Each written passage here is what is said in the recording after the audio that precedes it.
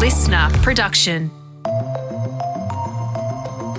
Hi, Sasha Barber-Gatt with you. Welcome to the third episode of this special series of The Briefing, where we've teamed up with Autism Awareness Australia and Sydney Uni's Brain and Mind Centre to try to make sense of the autism spectrum alongside one of our colleagues here at Listener, Tom Denham, who had always suspected he was autistic but had never been diagnosed. And as we heard yesterday, Tom sat for a nearly 2-hour assessment from the team at the Brain and Mind Centre. In this episode of The Briefing, Tom hears his diagnosis. We begin with Professor Adam Guastella and Tom meeting at the Brain and Mind Centre to find out definitively if Tom has autism.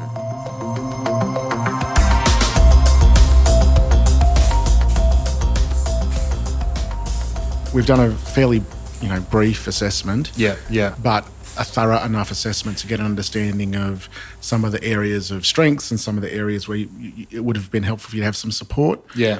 And also we've done what is regarded as the gold standard assessment for autism. Now, it's the assessment that we did with you on its own, it's not a diagnostic tool, but in combination with the questions we've asked you and some of the information we have, that in combination with the clinical assessment is what's used to make the diagnosis. Sure. And so on that clinical assessment that we did, which is everything is scripted basically, we're looking for the quality of or the types of things you say in that assessment. Based on what happens, you get a score. And if you get above a certain score, then it's regarded that you meet the autism criteria on that assessment. And if you get below it, then you don't. And there's different levels. So there's autism and autism spectrum, and then you're not meeting it. So autism's, if you like, what's considered more symptoms or more features, and autism spectrum's just, you're still there, but it's not quite as many. And that's important for you because I think it's pretty clear to me what's happened for you historically, because you do meet criteria for autism. Yeah. And I could easily see why it's not been picked up. Your social interaction skills and the way that you connect with people is actually quite good. Yeah. And I think you've developed some great strategies to be able to do that, and maybe all the hard work you've done has contributed to that, and you've obviously developed some really great friendships. So I can easily see why it hasn't been picked up in the past. But on the scoring methods here, you're right on the border line of meeting criteria. Sure. And there's a few things that go into the diagnosis. One is the way that people naturally engage in social relationships. And what we're sort of looking for in that is with the way that people either systematise and organise and develop strategies to sort of engage in those social relationships, or the way it becomes sort of a natural sort of reflexive, interest-driven but also guided by others relationship. And the more that it becomes more organised and more sort of focused on your sort of interests, the more that the features of autism can come up. Those features aren't a problem. They're not something we have to try and change, but it's something that we have to be aware of so that you can get the right supports in place for you, or at least be aware of how you might think about relationships differently. Yeah. So the first part is around the social side of it, and the second part is around communication, and we know that with some communication delays. Yeah. And then the third bit is around fixated interests and repetitive behaviours and stuff like that. And so you've said enough today to suggest that you've got, obviously the interest in trains, which you've raised, or the focus on, it sounds like it was a bit of a strategy to get an interest in heavy metal music, to make friendships. But even the way that you use those interests, it gives you some points in that area. So overall, you just meet criteria for autism on the research and clinical assessments. There's been a long history of time where you've developed strategies to adapt and to sort of communicate and to function. And those strategies work for you, and that's great.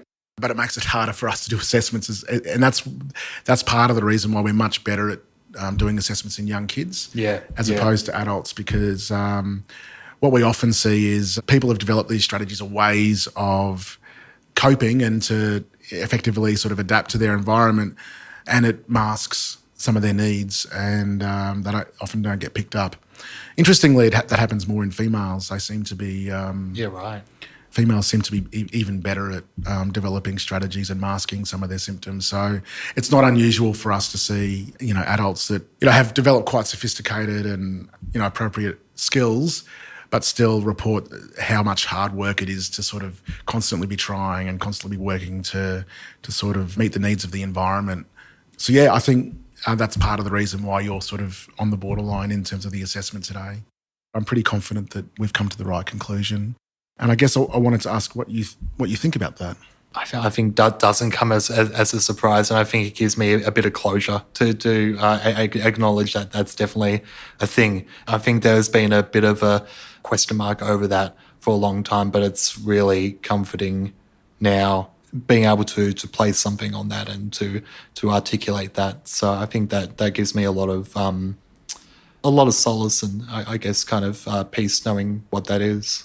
And so what closure does it give you having the diagnosis? I think it gives me the sense of, okay, now that I know what it is and what, I guess what particular flavour it is, I think it gives me a bit of a blueprint to work off, like what kinds of things I can do to, I guess, best look after myself and best adapt and function as a person, yeah. I caught up with Tom moments after his diagnosis. How was that? Yeah, there's a lot of emotion there. I think that there's a lot of rawness and openness and honesty that comes with something like that. So I think there's, I think I'm still trying to find the words to really piece together. How did you find the assessment? Like, 'cause you were in there for quite a while.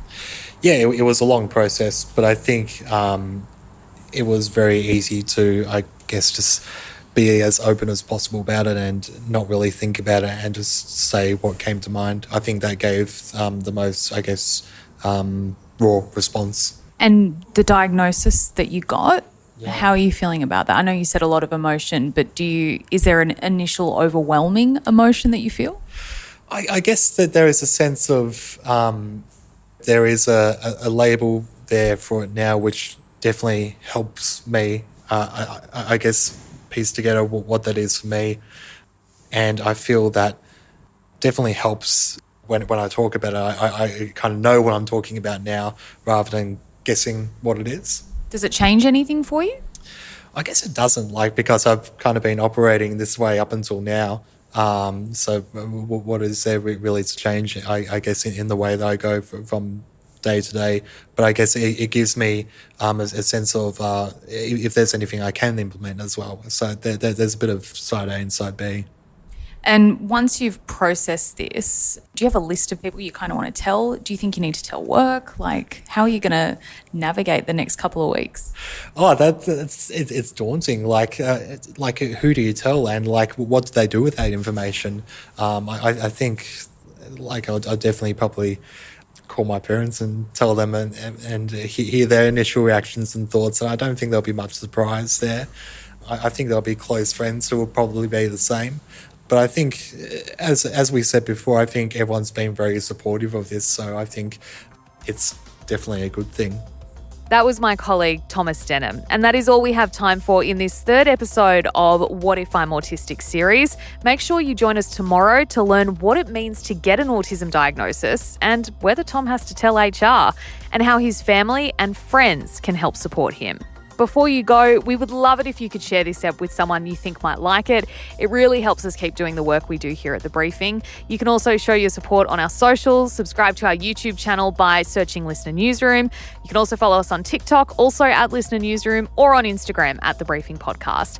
And we'll be back in your feed with another ep tomorrow morning at 6. I'm Sasha Barbagat. See you then.